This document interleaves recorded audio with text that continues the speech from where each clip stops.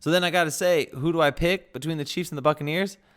I'd be stupid not to pick the Chiefs at this point. They're already Vegas favorites, plus 3.5 points. Sorry, minus 3.5 points. They're favorites there. I think the over-under of the game is like 59, so they're expecting a lot of scoring. I mean, obviously Tom Brady has been here. He's done it before, but this is who you want to see him up against, Patrick Mahomes, another quarterback who is able to perform in the spotlight. Both quarterbacks are also quarterbacks that if they are down in the game, say their team is trailing in the second half, you still have to worry about them. They are never out of the game. So we are going to have the GOAT in Tom Brady face the future GOAT in Patrick Mahomes. Finally, in a Super Bowl, not an AFC Championship game. This is what we wanted. Welcome to the ChadBurn Show, brought to you by M. Chad Baldwin.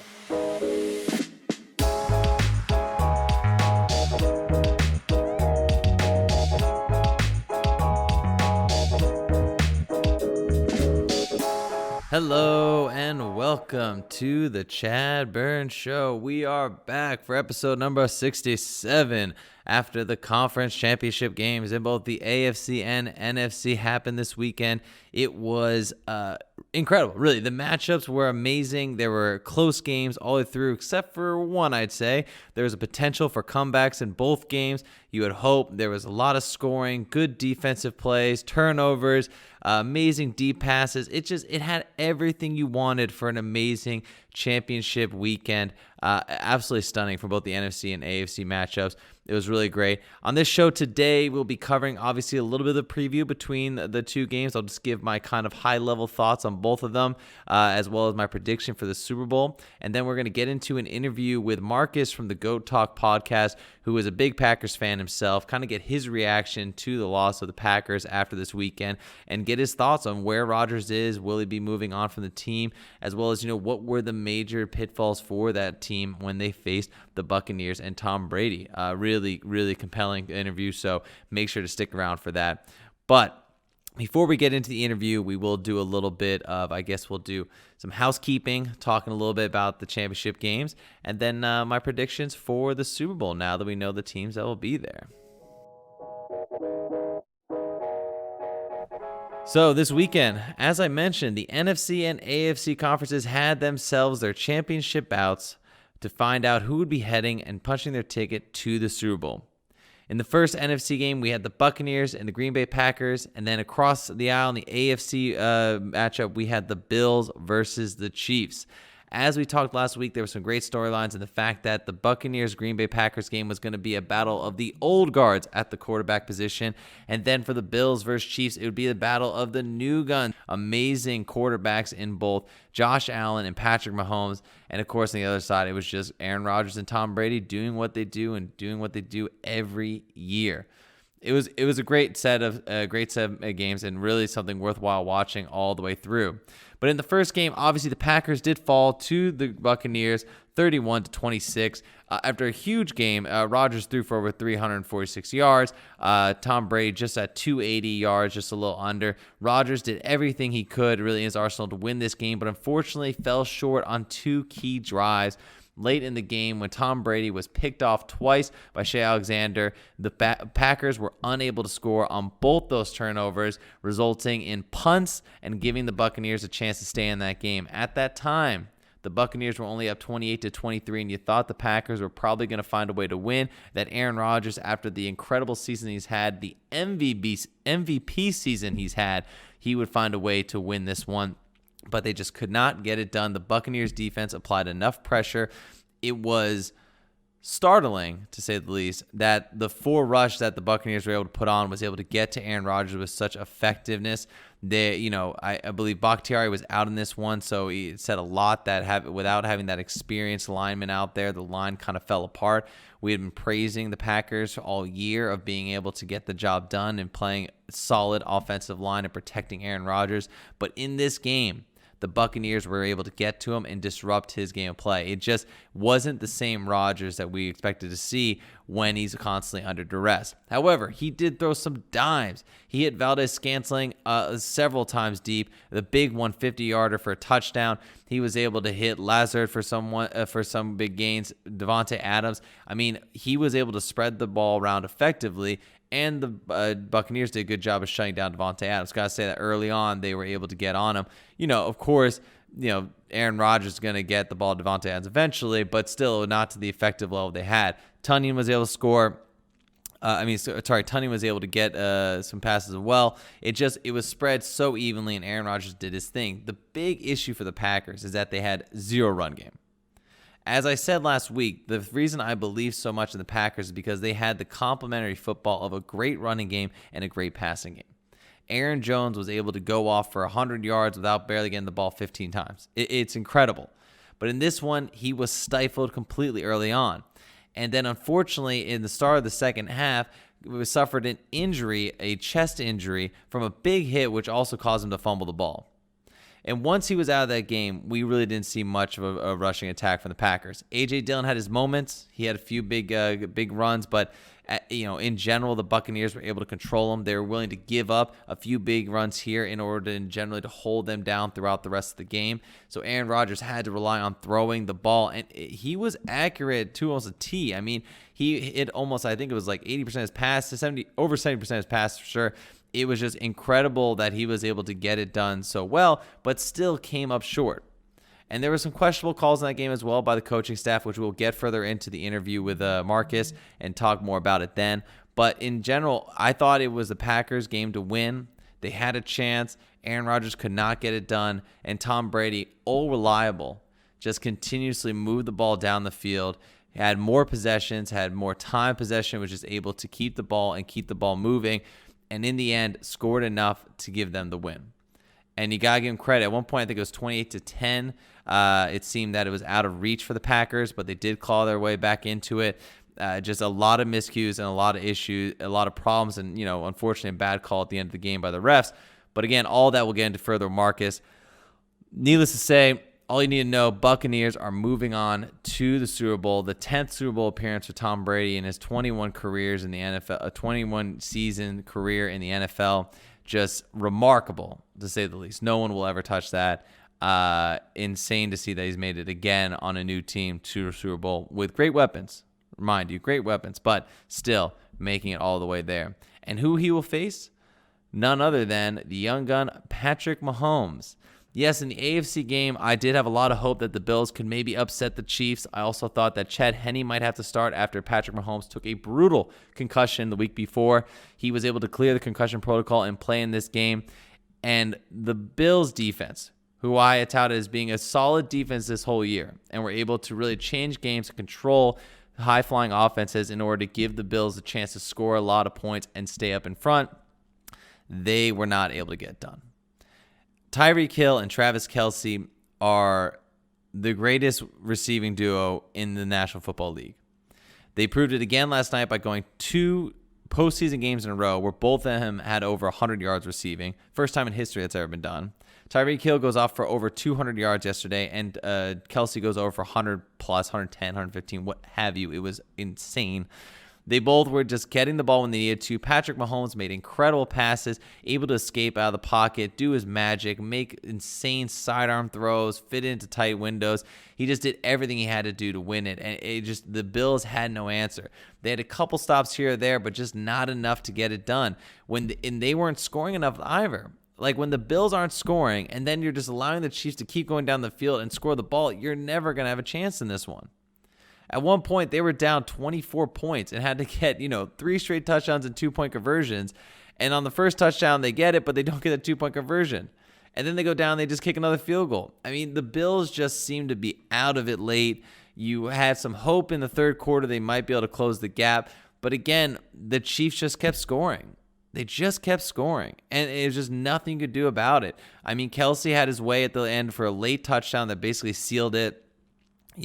Hill was able to break free when all of a sudden you thought you might have the Chiefs as a third down, might have a chance to get the ball back. Hill all of a sudden breaks free for a huge run and gashes the defense of the Bills. I mean, there was just demoralizing play after demoralizing play that the Chiefs were able to enforce on the Bills. And you're going to see it. The Bills' defense just had no answer. They just did not know what to do in order to keep up with this high-flying offense. I expected a little more of the Bills. I thought it'd be a little more competitive, but all it proved to me was that I completely underestimated the Chiefs team. I thought the Chiefs had come a little bit more back down to earth. I thought teams were a little more competitive against them. I thought that there were teams could figure it out around the Chiefs' kind of game plan. But damn it, if Andy Reid isn't a great coach, and damn it if he doesn't have an insane offensive team, and damn it, did his defense not all of a sudden decide to wake up and just were killing Josh Allen. I mean, they were able to apply so much pressure to him, and he had big sacks that were big issues. He would get sacked for like minus 20 yards a couple times. Josh Allen making mistakes like Carson Wentz not getting rid of the ball when he just throw it out of bounds instead of trying to be a hero. But again, it was just the Chiefs played a very consistent game of football. They just were able to get after the quarterback. They were able to play solid, I'd say, lockdown defense. I mean, Stephon Diggs got his catches, but it was not the same connection we saw all year between Josh Allen and Stephon Diggs. I mean, I think Beasley got a big reception. I mean, there were a couple big catches here or there, but it's still just not enough. And I thought the Bills were going to have a better chance in this one, but in the end, the Chiefs were just the better team. A couple stats to remember in this one. Josh Allen, 28 of 48 attempts, 287 yards, 2 touchdowns, and 1 interception. Josh Allen actually lead the team in rushing with 88 yards on 7 carries, so that says a lot about how effective their run game was. And Cole Beasley with 7 receptions for 88 yards as well. On the other side of the ball for the Chiefs, Patrick Mahomes, 29 of 38, doing it 10 less passes than Josh Allen, yet over, I would say, 40 yards more passing. 325 yards and 3 touchdowns, no interceptions. The run game was effective enough in the red zone. 13 carries to Williams for 52 yards and a touchdown. And then obviously Tyreek Hill, 172 yards receiving. Add on several rushing yards to get over 200 total yards for him. Travis Kelce, as I mentioned before, also, let's see what his total yardage was. Travis Kelce was in this one for 13 receptions for 118 yards. What can you do at that point? I mean, there's just nothing you can do against this team when you have Hill going off for 172 and Kelce going off for 118. I mean, none of the other receivers really even factored into this one. The next highest receiving guy was Pringle, 3 receptions for 22 yards. I mean, it all went to Travis Kelce or Tyreek Hill. And if you're a defensive coordinator, you know that's who they want to throw to. And you know the Bills knew that was who they wanted to throw to. And yet they still couldn't stop him. I don't know how Andy Reid does this, but he is able to scheme an offensive game to perfection. He is just able to make sure that no matter how much you try and shut down the best weapons on your team, he will consistently get to them and make it so they are open. They're just so talented on the offensive side of the ball. It is ridiculous.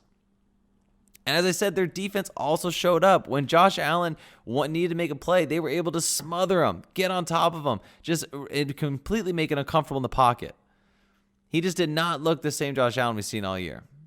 And that's a credit to the Kansas City Chiefs. I don't think the Bills necessarily played a terrible game on their own. I don't think they were that bad. I just think the Chiefs were that good.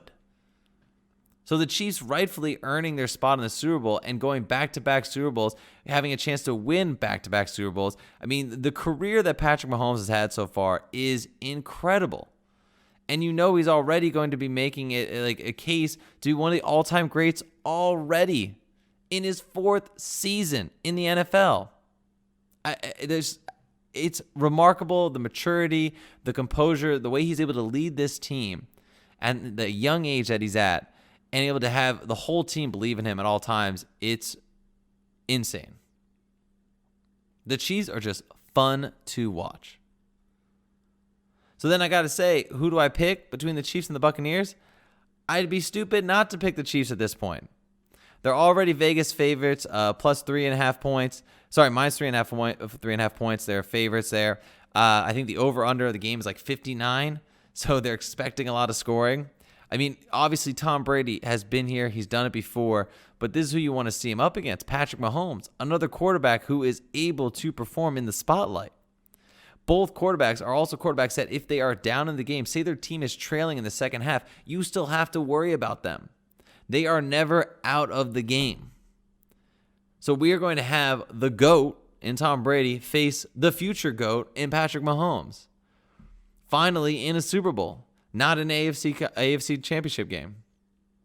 This is what we wanted.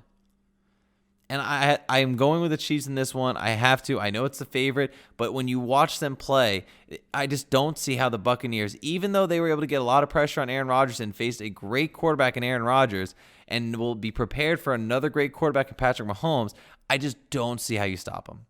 The mobility Mahomes has over Rodgers, like you saw in the game with the Packers and the Buccaneers, there were moments where Rodgers could have run the ball and could have effectively gotten a first down or even gotten the end zone.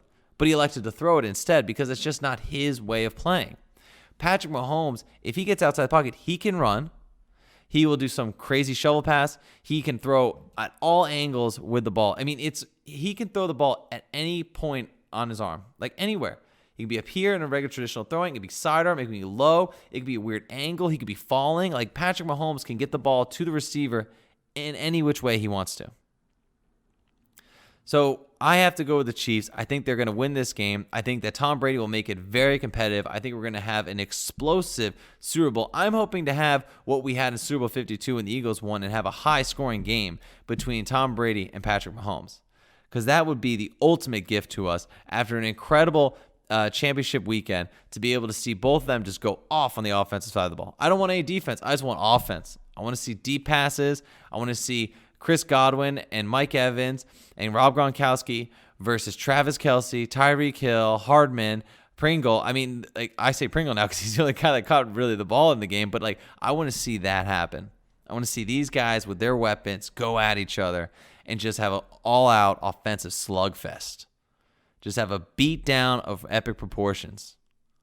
That's a Super Bowl we want. That's the Super Bowl we're paying for. And again, in Tampa Bay. So Tampa Bay is at their home field advantage. First time in modern Super Bowl era history that's happened. That the home team is playing, that the team in Super Bowl is playing on their home field. So already they got an advantage because their fans are going to be packing the stadium in Florida where there is no COVID restrictions at all. So there's going to be a lot of fans, a lot of noise. How will the Chiefs do being on the road here in the Super Bowl? And how will they perform? It's so exciting. February 7th cannot come fast enough. This is just a great matchup between two great teams, and I am just so excited for this one. It's going to be excellent. If you're a fan of football, this is what you want. This is the matchup. And like I said, I had been kind of backing the Buccaneers all year, saying like this could be a Super Bowl contending team. As the season progressed, I switched onto the Packers. I thought they were the horse to follow. I thought they were going to win this race. And obviously the Buccaneers proved me wrong. Again, I chose Packers-Bills as the Super Bowl final. Clearly messed that one up. Got all of those wrong. So I'm not predicting. I shouldn't predict at all. In fact, it'd be safer for the Chiefs if I don't choose them. But hey, I still want to at least get one win during this playoff run and say that the Chiefs are going to win this one and overcome the power of Tom Brady and the Buccaneers. But man, if you're a Bucs fan, what a reward. It's insane. Investing in Tom Brady, your payoff came quick. Real quick. I mean, I know that the Buccaneers built a solid core before Tom Brady got there, but Tom Brady was clearly the missing piece. You needed a quarterback that could utilize and really excel this team forward with the talent they had. So Tom Brady, perfect fit at 43, doing it again. Imagine he gets 7 Super Bowl rings. It just doesn't seem to be any way to stop him when it comes to playoffs. Like every time when he catches fire, he is ready to go. It's remarkable to watch what Tom Brady does. Plays like an average season all year, like, here and there, you have hype, you feel good for them, then you think they might be out of it. You're like, they'll make the playoffs. They might not make the playoffs. They get in, and then it's done. The second Tom Brady is able to step through into the playoffs, it's over, man.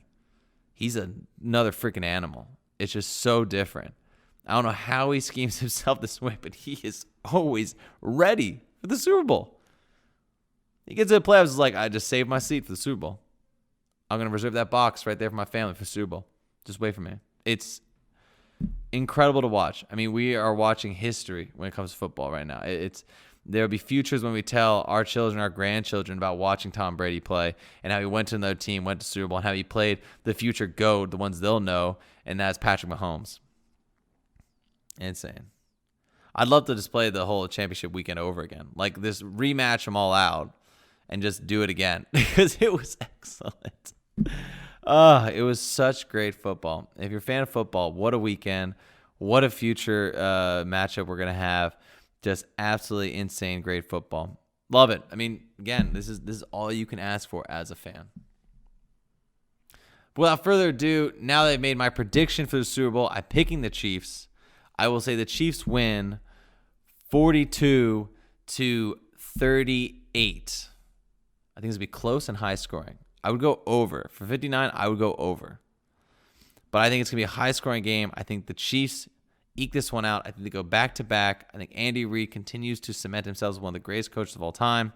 And I think Tom Brady just barely misses it. Will stick around for another season of the Buccaneers, get them to Super Bowl again, and probably win it. But for now, I'm going to pick the Chiefs.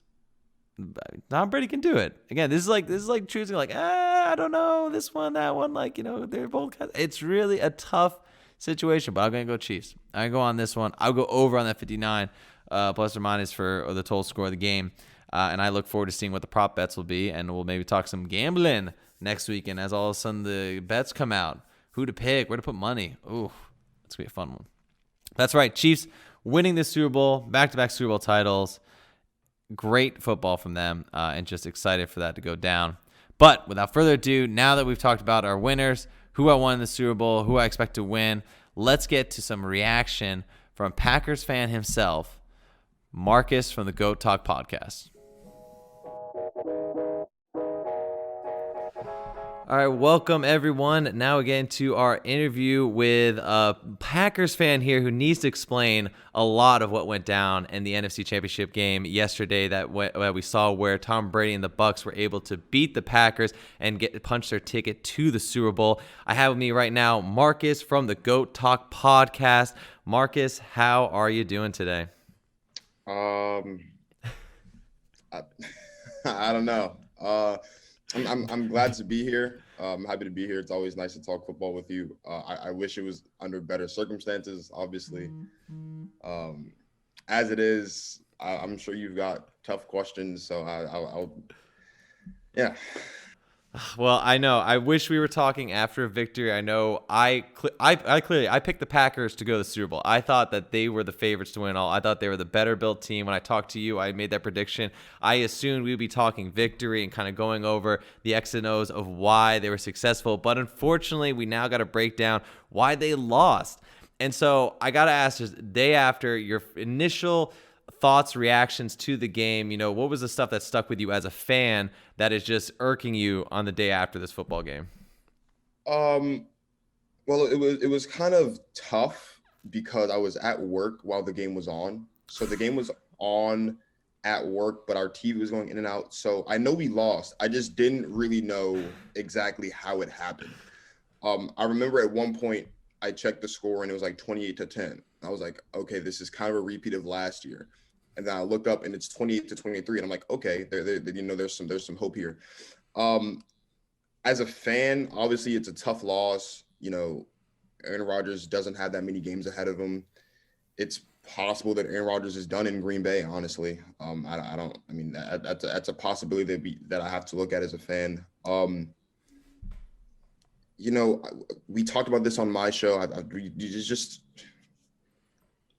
This was the Packers game to lose, and we lost it. I don't know. It's tough. It's a tough one. It's a tough pill to swallow because the other things that came to my mind while watching this game is that, statistically, Rodgers had himself a hell of a game. 33 of 48, 346 yards, 3 touchdowns, 1 interception. On the other side of the ball, Tom Brady, not as great. He did hit 280 yards at the end, but was not completing with the efficiency that Rodgers was. So, a lot of leading up to this was who's going to win the battle at quarterback, Aaron Rodgers or Tom Brady. If you looked at the sheet, you would say Aaron Rodgers won that game.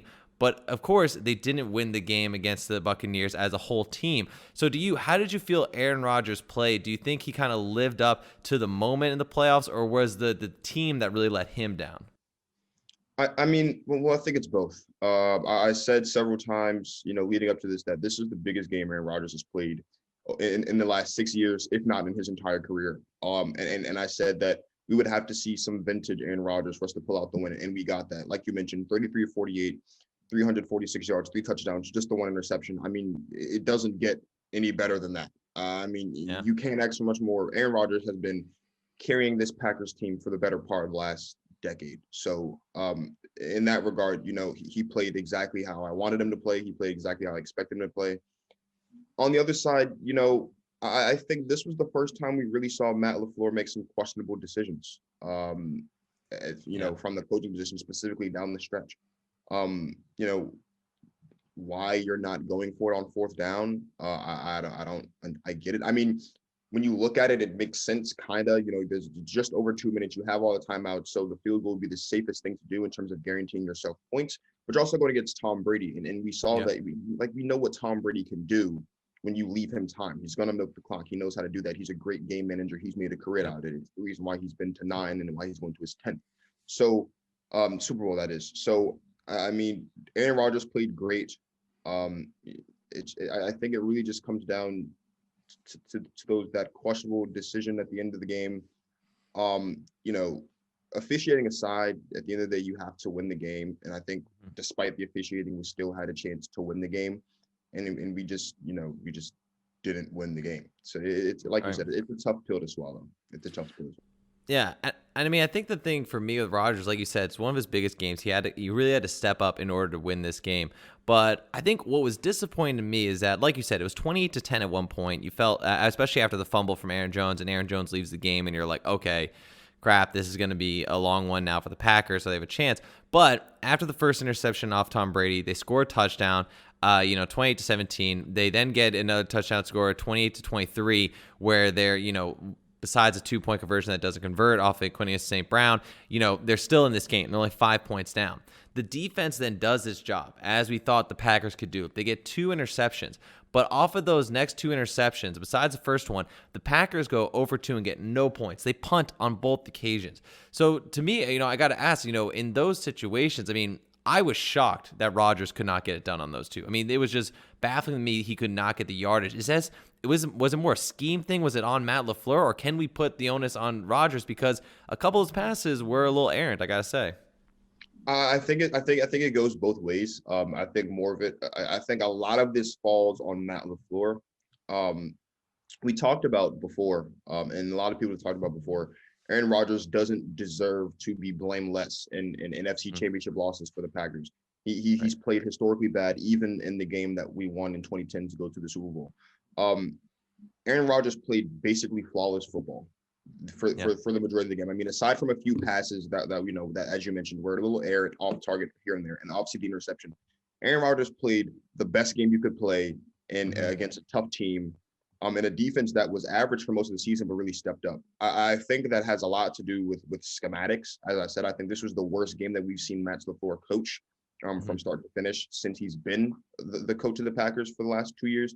Not just with the 4th quarter possession, but as you mentioned, those 2 interceptions, even if it's field goals, you got to get points off of interception. Yep. It is important that you are getting points off of turnovers. It's important that you are scoring as much as you can in a game again like this, when it's really a coin flip, despite the fact that the Packers were favored to win the game. So I look at that as a schematics issue. I think, as we heard in the post-game interview by Aaron Rodgers, the decision to kick the field goal obviously wasn't his decision. We know the type of player Aaron Rodgers is. He obviously wanted to go for it on 4th down. That kind of makes me believe that some of these other decisions that were made over the course of the game in terms of schematics and things like that also weren't his decision. And then he was just doing it, just hoping, because the game was still close throughout. I mean, like down 28-10 to come back and it's 28-23. I mean, I don't know. I think a lot of that has to do though more with schematics than just Aaron Rodgers. Although he did, have some mishaps with arid throws and things like that. Yeah, but I mean, I think we have to hit on it too, since you brought it up as well. I mean, not going for it on that fourth down, and rather kicking the field goal. I gotta say, I was really shocked by that, because Matt LaFleur, is one of these young coaches. They kind of stick with the sports science mentality, where these situations, if you score a point, you obviously have a better chance to win. I know you tie it up, and yes, Tom Brady gets the ball back, but it's the same philosophy. You got to stop Tom Brady either way. If you kick the field goal or if you tie the game, you have to stop Tom Brady. I'd feel more comfortable at least, getting in the end zone, well, going for the attempt. If you don't get it, same deal. You got to get the turnover from Tom Brady. So, I mean, what was going through Matt LaFleur's head there? You have Aaron Rodgers as your quarterback. I mean, don't you trust him to get the yards and go for that and get the touchdown?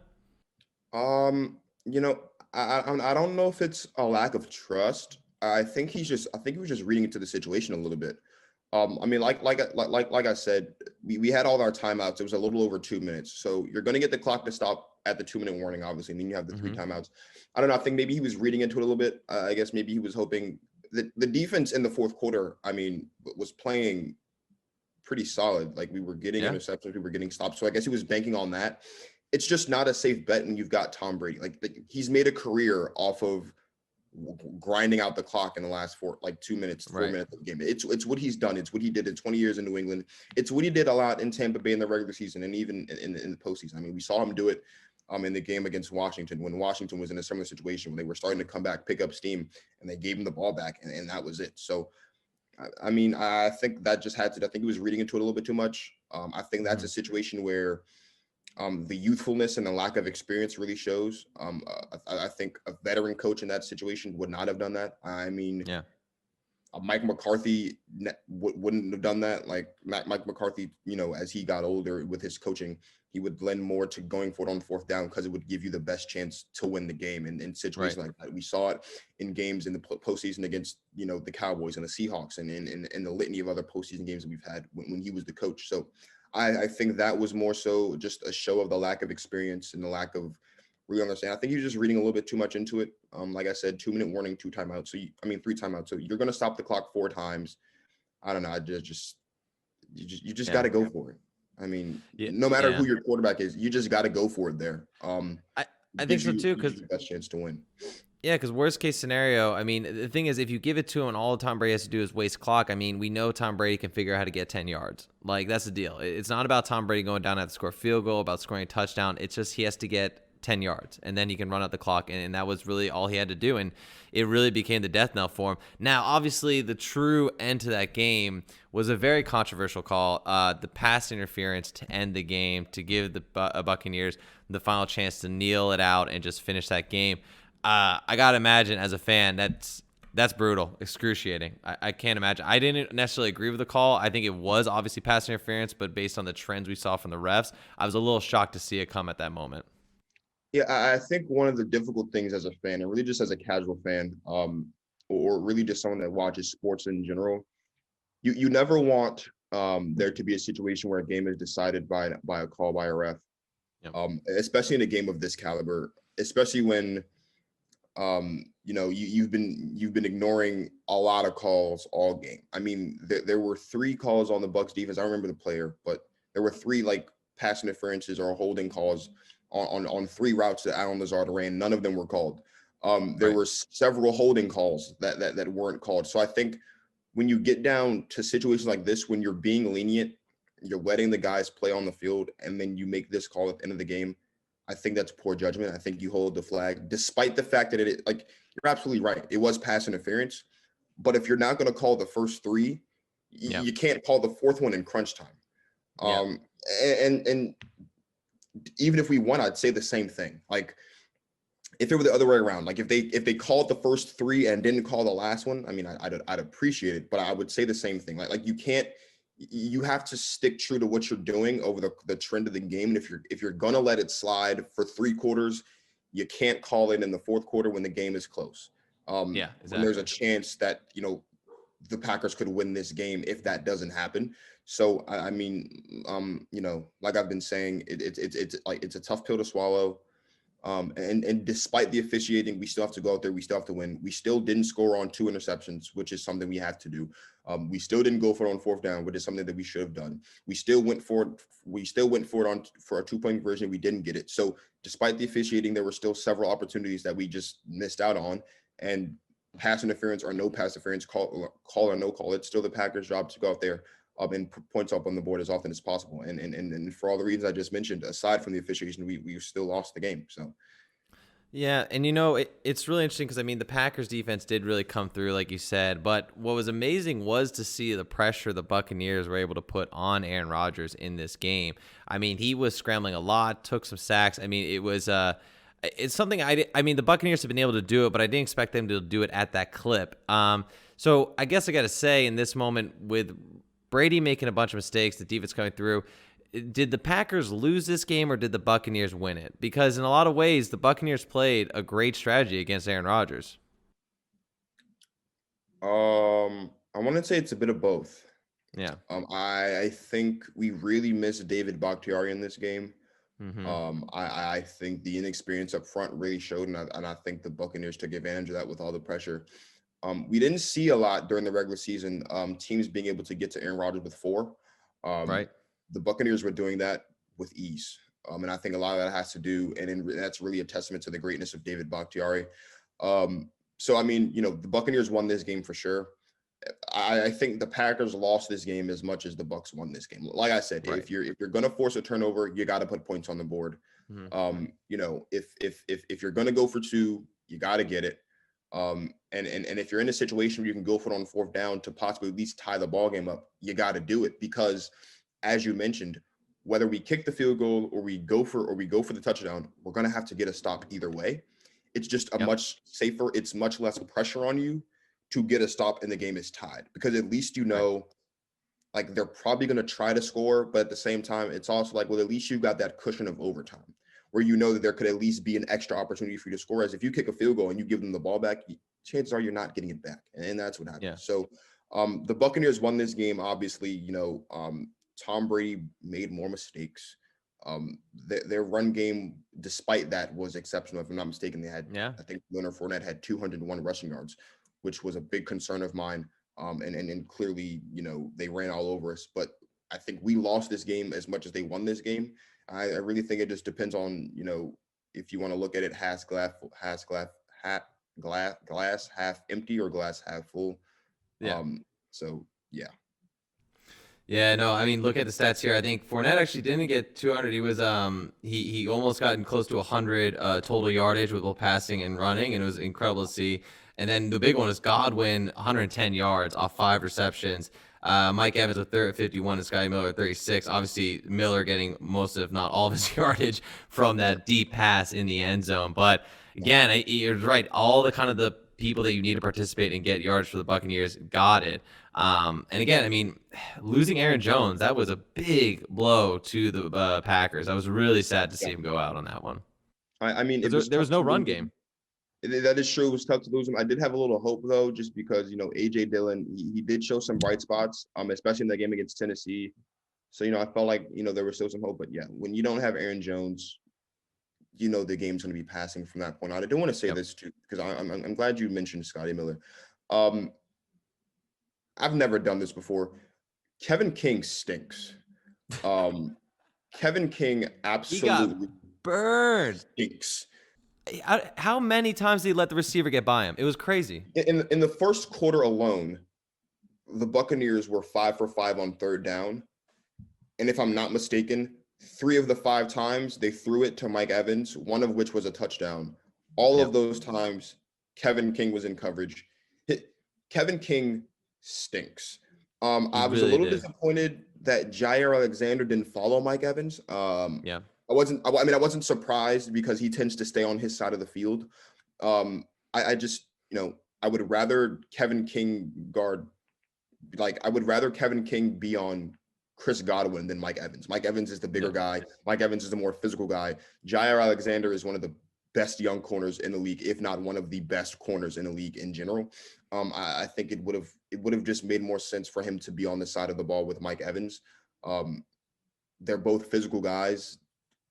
maybe Mike Evans doesn't score that touchdown. I don't know, but Kevin. I mean, it's a good point. I mean, King and both those touchdowns he lost, it just looked like he completely lost the wide receiver. I mean, in the one with Evans is able to get behind him, fade back in the corner, and King is just trying to undercut it with no success. The ball goes right over him.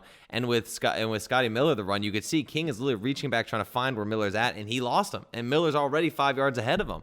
I mean, I don't know what happened to him, but he had no vision on the receivers. And I think what my fear is when you look at it, I think the problem with King is he got caught looking in the backfield too often. He was trying to read Brady's eyes too much rather than staying with the receiver, and you just can't do it. Brady is too experienced. He's going to look you off. He's going to keep going, and then all of a sudden jump back to Evans and Miller. It was shocking to see, but yeah, that was some serious discipline issues on the side of King. I could not believe I was watching that. That was insane. I mean, defensive backs are always told, like watch the eyes of the quarterback. That's how you get your picks. That's true. When you've got a guy like Mike Evans, who, if I'm not mistaken, is like 6'1", 6'2", and big guy, and has the and like is a physical guy, you don't worry about Tom Brady's eyes. You worry about tracking the ball. Like, yeah. And at the end of the day, he didn't do that. The very first touchdown of the game was when I realized that this is going to be a long game for Kevin King, because Tom Brady's going to take advantage of that 10 times out of 10. Yeah. Not only was he burnt on that play, he was also severely about 5 or 6 yards behind. So when he tries to go up and tip the ball, he's nowhere near it. Like, he mistimes his jumps. He's not making good plays on the football. He's not, as you mentioned, he's not being able to keep track of guys. He's losing guys, and when he finds them, they're already 7-8 yards ahead of him. And Tom Brady's just going to drop it right in there. So I mean, Kevin King stinks. I mean, were you surprised that the Packers kind of stuck with a man coverage defense? I mean, I guess Packers primarily playing man. They seem to be comfortable with that, but it seemed in the most situations where Brady got burned. I don't know the percentage in front of me of how many times they were man versus zone, but it seemed on most of the situations where Brady burned them and were able to take advantage of the the Packers was when they were in man coverage. I mean, I was kind of shocked they stuck with it. I wasn't surprised, just because I would rather be in man coverage against a guy like Tom Brady than be in zone, because you're playing like zone 2, zone 3. Like, Tom Brady's gonna pick that apart just as easily. I think playing man coverage when you got physical wide receivers gives you a better chance to get a play on the ball. Mm-hmm. And I think that was the mentality going into it.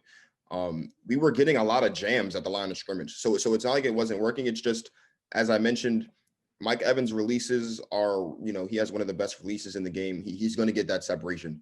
I mean, and like I said, he's a physical guy. He's a big guy. I think it all just boils down to, if you're going to play man coverage, you have to put Jair Alexander on Mike Evans. I think that gives you, because at least that way, if you're not, because Jair Alexander, if I'm not mistaken, was on Mike Evans in week 6 and pretty much shut him down the whole game. So I don't understand why we don't go back to that philosophy. That was another one of my big takeaways. It's the same thing with like Jalen Ramsey and DK Metcalf. Like, Jalen Ramsey did it once, and he did it twice in the regular season. He did it again in the postseason. It worked every time. I don't know why Jair Alexander wasn't on Mike Evans when it worked in the regular season. And at least that way, that's one less weapon to worry about. I think we talked about heading into this game, you have to neutralize the weapons. Because they've got a lot of them. They've got great wide receivers. They've got a great backfield. If you can just take out one of them, you've increased your odds of beating the Bucs just by a little bit, and we didn't do that. And Brady, as great as he is, greatest of all time, he took advantage of it every single time. Yeah, a lot of questions obviously going to be going in the offseason for the team, defense, offense as well. Looking back at this game and everything. Your thoughts, because I think you mentioned it at the beginning of the interview, but Rodgers, does he come back or not? It's an interesting situation. He's got 3 years left on his contract. I mean, it's tough because, not only did they draft Jordan Love in the first round, they traded up to draft Jordan Love in the first round. Yeah. And the Packers aren't just going to let Jordan Love sit and collect dust for the next 3 years. That's not going to happen. I think everyone knows that. In terms of coming back next year, I think it's going to depend on, how Rodgers is feeling. He's going to be the MVP this year. He put up crazy numbers this year. So, and there are teams out there that, are in need of a quarterback. So it's a really interesting situation. Rodgers isn't the guy. He hasn't really been the type of guy to like, stage a coup, so to speak, and try to force his way Right. out. Never really shown that type of personality over the course of his career. Mhm. It's been very obvious just watching him in games and just watching him like post game interviews and things like that. This has been his most fun season playing with the Packers ever. And I Sure. think you could tell that, and that showed on the field with how well he was performing. But again, I think the big X factor is really not so much Aaron Rodgers, but really more so the front office. Do you run it back? Would they run it back with Aaron Rodgers next year? They probably would because of the success. They're going to stick by their decision to not draft a wide receiver in the draft last year because it worked. They got to the NFC Championship, I guess. Yeah, true. And I guess it wasn't that big of a deal for them. So they're going to stick by that decision. They're going to look at it and they're going to say, you have everything you need. I think the unfortunate thing for Aaron Rodgers is he's an all-time great. There's no disputing that. Tom Brady in 1 year has as many Super Bowl appearances in the NFC as Aaron Rodgers does in 16. And I think that's really all. I think that's really all you need. I think when you look at it, when you boil it down, that's all it really boils down to. I love the Packers, but they've wasted a majority of Aaron Rodgers' career. They've wasted a majority of his prime. Now, don't get me wrong. Again, as I've said several times, he does have a lot to play to the blame when you look at the NFC Championship games and all that. But when you're not giving him the talent he needs, it's tough. It's really, really tough. So I don't know. I think we won't get really any true indications of what Aaron Rodgers is thinking, at least until the offseason really kicks in. Our season is over. So we really won't hear anything else from the Packers until about March when the offseason really kicks in. I would love to see Aaron Rodgers stay, obviously, but again, when you're drafting a quarterback in the first round and you trade up to get him, that means you're confident in him, and that means that Aaron Rodgers' time is running up. So if it's not next year, I will say this: I expect him to come back next year. I wouldn't at all be surprised though if Aaron Rodgers doesn't finish out his contract, whether that's because they don't want him to, because he retires, which I don't expect him to, or because he just leaves Green Bay. I don't think he'll finish the last 3 years of his contract. That I know for sure. Right. How many more years we'll see Aaron Rodgers in the green and gold, I don't know. Man, crazy to think an end of an era possibly with this game. Shocking to say the least, but really incredible to see. I mean, so now I gotta ask you. Packers obviously lose. Buccaneers are heading to Super Bowl. Tom Brady's 10th Super Bowl appearance. We know who they will be facing with the Chiefs, obviously taking down the Bills yesterday as well. Patrick Mahomes versus Tom Brady for the Super Bowl title. Super Bowl 55 down at Tampa Bay. Also, first time a team plays in their home stadium for the Super Bowl, which will be another interesting factor. But I gotta get your take for this. Who wins the Super Bowl now? Bucs versus Chiefs. It's tough. I've been picking against the Chiefs all season, not because I don't think they're gonna win, just because it's fun to do. And because the teams were capable of doing it. So it's not like I was making these random picks. It's also really tough to bet against Tom Brady. If I got to pick, it's tough. Tom Brady's been now to 10. He's won 6 of them before. I think the Chiefs are the better team. They're the more complete team. Patrick Mahomes is the better quarterback. They've got the better wide receiver. They've got the better tight end. I think they have the better defense, honestly. So I'm also never going to pick Tom Brady to do anything ever. So Of course. I'm going to ride with the Chiefs. I expect it to be a great game. I expect the Chiefs to go back to back. I wouldn't be surprised at all if Travis Kelce is in the end zone 3 times and Tyreek Hill's in the end zone 5. That's just how prolific this offense is. I think the other thing too is, and we've mentioned this before, and it's not really a buy, but we talked about this when we were doing the division round on my show. Andy Reid is great when he's got some time to prep and really look at what he's dealing with. This is technically, even though we don't have a Pro Bowl this year, this is technically Pro Bowl week. This is technically their bye. So he's going to come out. He's going to come out swinging. I have the Chiefs. I think the Chiefs win. I'd say, I don't know, 31-20, something like that. But I have the Chiefs winning, repeating as Super Bowl champs. Patrick Mahomes once again being MVP, and it would be, if they do pull off the win, the best start to a career by ever in NFL history by Patrick Mahomes. 50 touchdowns and an MVP, and what was his second season, but really his rookie season because he didn't really play his first season. To go to the Super Bowl last year and win it, and then be back in the Super Bowl again, and then win it again, potentially be the best start to a career ever. And as I've said all season, if Patrick Mahomes wants to hang it up today, or the Monday after the Super Bowl, he's going in the Hall of Fame, undisputedly. He's already a top 10 quarterback of all time. If he wins this Super Bowl, I hate to say it, he'd have more Super Bowls than Aaron Rodgers in 25% of the time. So, I mean, he's an all-time great. I'm rolling with the Chiefs. It's tough to bet against Brady, but it's even tougher to bet against Patrick Mahomes. So I'm going to roll with the Chiefs on this one. I think I'd probably back you on that one. I think the Chiefs definitely have the edge. I mean, what I thought going into the AFC Championship game was that the Bills' defense was actually going to do something, and they couldn't stifle them at all. I mean, my lord, Kelsey and Hill both. I mean, Hill going over 200 yards, Kelsey over 100 yards. They're the first duo to do 2 games in a row of over 100 yards each. I mean, Patrick Mahomes, I know he got knocked out the week before, but he didn't look groggy at all. I expect him to have a huge game. I think the game's opened up already in Vegas. We're an over-under of 59 points. So they expect it to be high scoring, expect it to be a big game. The Chiefs are a 3.5-point favorite opening up right now. So I think it's safe to bet with them, right? Absolutely. And a good point, Andy Reid. He's been incredible off buys. I think you'll have this team rip roaring, ready to go. I wouldn't be surprised if they throw deep to Hill probably in the first 5 plays. Like, it'd be incredible to see that happen. Oh, my God. I mean, Andy Reid's prolific for doing that. I know as an Eagles fan, he used to do it all the time with Terrell Owens or Deshaun Jackson, whoever it was that was a speedy outside receiver. So I think it's going to be incredible to see that go down. It'll be a good Super Bowl regardless. Apologies that the Packers are not in it. My predictions are out the window. I picked Packers and Bills, so I did a terrible job. It's tough. I got to say, if there's anybody you're going to lose to that way, I guess losing to Tom Brady gives me, a little bit of solace in it, but Still it's sucks. a tough loss either way. I don't know. And the interesting thing is, I had us coming into the season. We had one of the tougher schedules coming into the season. Yeah. I expected us to actually miss the playoffs, if I'm being honest. I didn't think we were going to Really? make the playoffs. I did. I thought that the 7, obviously the division winner gets in, but I really thought that the extra 7th game, I don't know. I just felt like going into it, we had a really tough schedule. The Vikings were coming off a great season, and they didn't have Stephon Diggs, obviously, but they were still a pretty complete team. Yeah.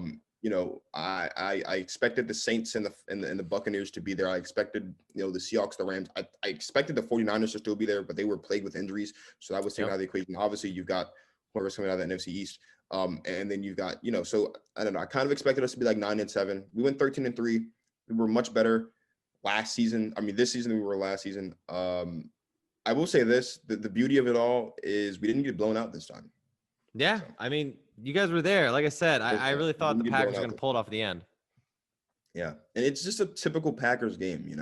It happened against that game in the Vikings. I think it was the second time where we're down, and then we kind of claw back, and then there's hope.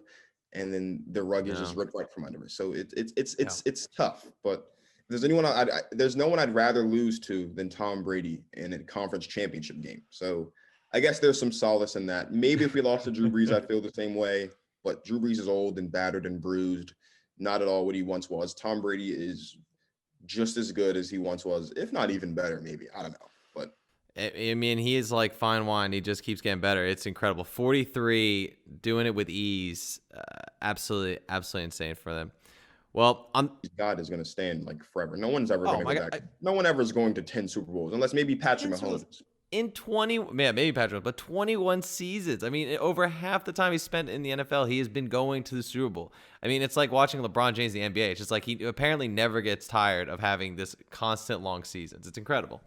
Yeah, it's amazing. It's amazing. Watching history unfold. Like you said, either we witness another great in Tom Brady capping it off an incredible career with another Super Bowl title, or we watch one of the greatest starts to any football career in Patrick Mahomes and already creating that foundation to what will surely be a Hall of Fame career. So either way, we're getting excellence.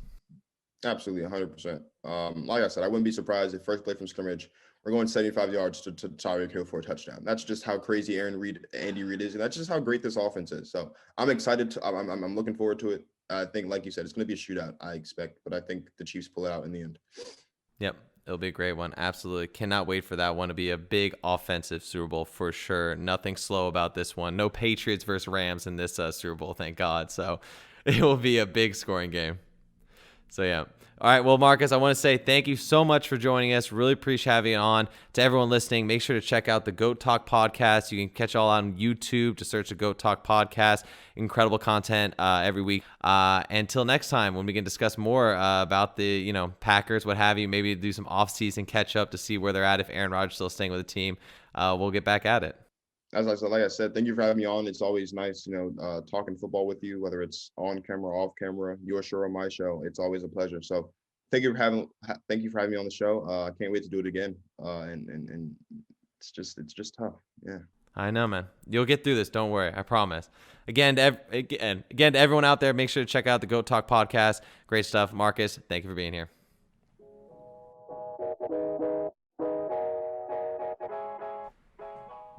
Well, I just want to say thank you to Marcus for coming on the show. It is always a pleasure to have him on. Amazing to get a chance to talk with him. We've got to go on his show before, and now he's on ours. So, whenever we get a chance to talk football with him, it's always a blast. Felt bad. He had to talk about his Packers losing because that was a brutal, heartbreaking loss for him. I know we were both confident that they'd make a Super Bowl. Just got cut short in the end. But, obviously, great having him on. Awesome talking Packers football and just football in general. And, look forward to having in the future, talking about Aaron Rodgers' future. I mean, that is going to be the big offseason topic for the Packers. Will Rodgers be around for another season? But with that, we are going to wrap up this episode of the ChadBurn Show. Again, thank you all for joining in. Make sure to follow Marcus and the Go Talk podcast. Go to YouTube, give his show a subscribe, listen in. Always great content from him. He brings on great guests every week. Make sure to check it out. Thank you for just joining us and listening in. It's been another great week talking football. Looking forward to the Super Bowl. We'll have a preview coming up in the next few weeks. And now we're going to start shifting our minds to basketball. Once Super Bowl's done, it's all Sixers talk now, baby. Talk about why Ben Simmons can't shoot a jump shot, but we're still winning. So there's that. And how Embiid has just upped his game to be an actual beast in every game. So we'll get down to that. New topics for once the football season's over, but we'll keep our eye on the Super Bowl, continue to break that down, and just get ready for a hell of a matchup between two greats. But thank you for listening in. We'll be back next week for another episode. Until then, have a good evening and good night. Thank you for listening to the ChadBurn Show. Remember to check out all new episodes every Monday at 7 p.m. on Google Podcasts, Apple iTunes, Stitcher, Spotify, and all major platforms where you listen to your podcast. If you'd like to get in touch with me and you want to send in your questions or requests for topics to discuss in the show, you can email chadburn.show@gmail.com. All episodes have video recorded, which is then posted to our YouTube channel, The ChadBurn Show. Be sure to subscribe to us where you get your podcast or on our YouTube channel to stay up to date with all our new content. You can also follow the show on Instagram at ChadBurn Show and on Facebook, The ChadBurn Show, to see clips from previously recorded episodes and information on all upcoming shows.